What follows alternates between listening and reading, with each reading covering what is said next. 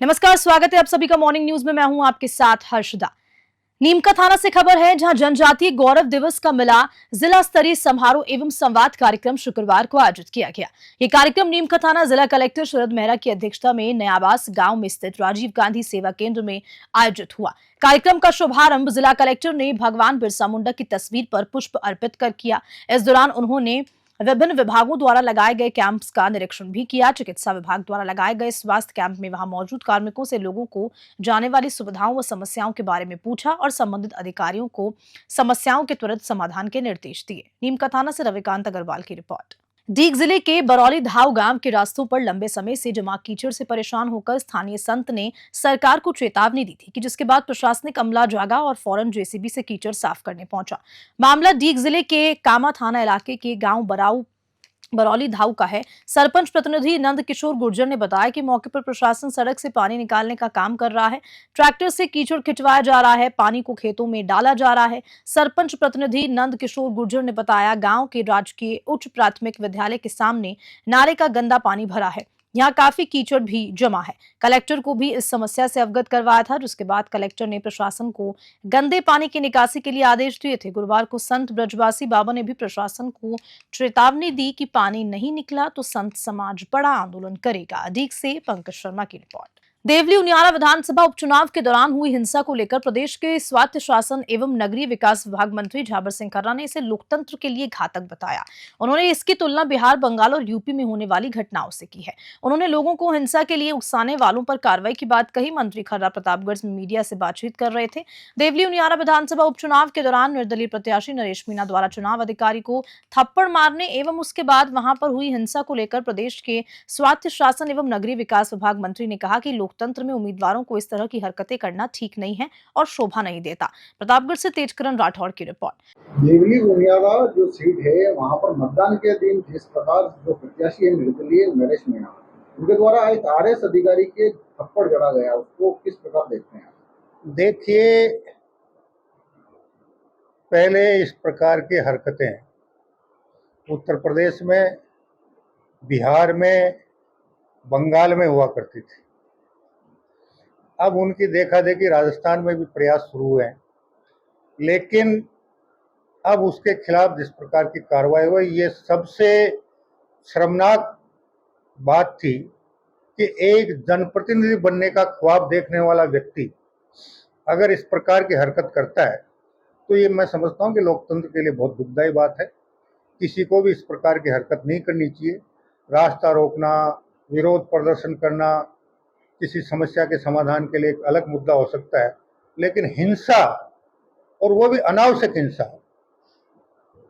करना किसी भी रूप में उचित नहीं है। कांग्रेस की ओर से भी ये बड़ा बयान आया कि जो वहां ग्रामीण मतदान की रात्रि को जब वहां धरना दे रहे थे तो पुलिस ने उन पर लाठीचार्ज किया और वहां कई वाहनों की भी आग लगा दी और मकान जलाए। देखिए, कोई क्या कहता है, कोई क्या नहीं कहता है, मैं इस पत्र में नहीं पढ़ूंगा, लेकिन मैं ये जरूर कहूँगा कि जब दिन में आपने अपराध कर लिया और आपने खुलेआम आह्वान कर दिया, बंदूक जिसके पास है बंदूक लेके आ जाओ, बम है वो बम लेके आ जाओ, लाठी है वो लाठी लेके आ जाओ, तलवार है वो तलवार लेके आ जाओ, फरसा है वो फरसा लेके आ जाओ, तो फिर वो क्या कहेंगे क्या नहीं कहेंगे, उसकी विश्वसनीयता पे कैसे विश्वास किया जा सकता है। शादी के बाद पहली बार पियर जा रही दो दुल्हन समेत 7 लोग एक सड़क हादसे में घायल हो गए। इस दौरान स्कॉर्पियो करीब 20 फीट गहरे गड्ढे में जाकर गिर गई। हादसा बानसूर थाना क्षेत्र के साबी नदी पुलिया के पास हुआ। बताया जा रहा है कि शादी के बाद पहली बार दोनों दुल्हनें परिवार के साथ पियर जा रही थी। इसी दौरान साबी नदी का पुल चढ़ने से पहले ही एक घुमावदार मोड़ पर गाड़ी अनियंत्रित हो गई और गहरे गड्ढे में जा गिरी। हादसे में दुल्हन के भाई मिक्कू उर्फ मुकेश को ज्यादा चोट लगने पर डॉक्टर्स ने कोटपुतली से जयपुर रेफर कर दिया। वहीं दुल्हन समेत बाकी लोगों को हल्की चोट पर प्राथमिक उपचार के बाद घर भेज दिया गया। बानसूर से सतीश शर्मा की रिपोर्ट। पीपाड़ सिटी में श्री मैड क्षत्रिय स्वर्णकार समाज के तत्वावधान में आयोजित प्रथम सामूहिक विवाह सम्मेलन 17 जोड़े जिंदगी के हमसफर बने। सम्मेलन में राजस्थान के विभिन्न भागों से पहुंचे समाज के प्रतिनिधि सामूहिक विवाह के साक्षी बने। स्वर्णकार समाज के प्रथम सामूहिक विवाह सम्मेलन में बड़ी संख्या में महिलाओं पुरुषों ने हिस्सा लिया, जिससे सम्मेलन में मेले जैसा माहौल बन गया। विवाह समारोह में स्वामी स्वासवासंद महाराज खाकी धाम, गादीपति महंत हीरामणि दास महाराज, युवा संत जीवन राम महाराज ने सभी जोड़ों को आशीर्वाद देने के साथ ऐसे आयोजन को हर समाज के लिए प्रेरणादायक बताया। पीपाड़ सिटी से माधु सिंह की रिपोर्ट। एक बहुत ही भव्य सामूहिक विवाह का आयोजन किया गया।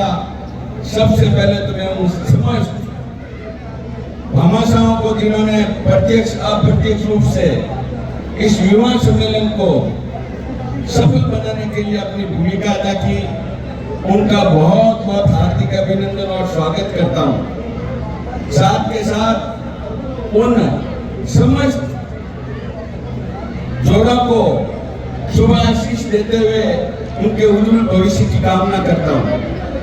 उनका जो जीवन है, दाम्पत्य जीवन है, वो सुखी संपन्न है और जो आज जिस हर्षोल्लास के साथ इस विवाह का आयोजन किया जा रहा है, वैसा उनकी जिंदगी में हर्षोल्लास ने और प्रगति की ओर आगे बढ़ते रहे।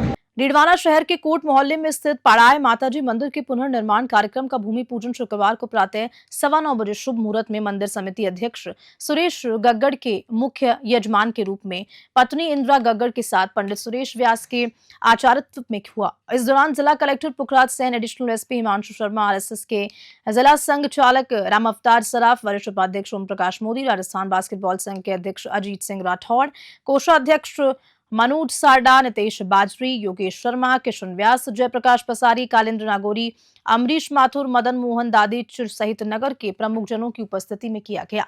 डीडवाना से मोहम्मद साकिर की रिपोर्ट।